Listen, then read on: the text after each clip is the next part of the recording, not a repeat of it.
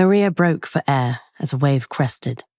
She let out an unrestrained laugh as the ocean tumbled into her shoulders, pushing her through the surf until her knees pressed into the soft shore. "How did I do this time?" Maria shouted above the roar to her younger sister, Elizabeth, who sat reading on the empty beach. Elizabeth's eyes flicked up, then back to her novel. "As well as usual?" Which wasn't great, Maria knew. She never waded in deeper than her ribs. But not knowing how to swim hadn't halted her attempts to improve.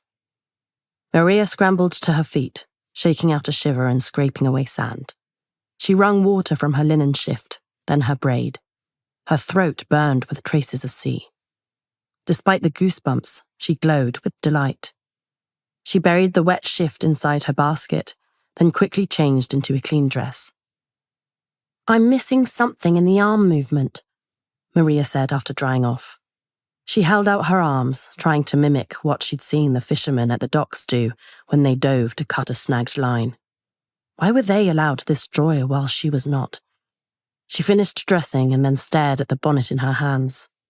She hated the dreadful thing, but over her 17 years of existence, she'd learned resistance was futile. She sighed, then tied the bonnet on, tucking the damp coil of corn silk hair away from view. "There has to be a way to keep water out of my nose." Elizabeth said. "Are you even listening to me?" Elizabeth turned a page. "Imagine what Mama would say if she found out you were at this again." Maria didn't have to imagine.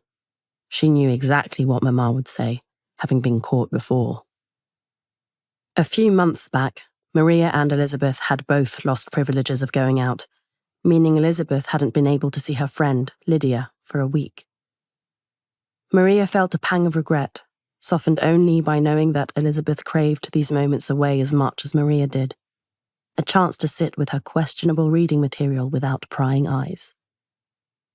"It would be a shame to spend a life by the sea and never properly venture into it," Maria said. She had always felt so. Such wild vastness, possibility and danger. Adventure and misadventure. Everything she shouldn't feel drawn to as a girl. But it wasn't proper for her to venture into it at all. "You'll be an illegible lady soon," Elizabeth said without looking up, but Maria heard the sorrow in that familiar approach.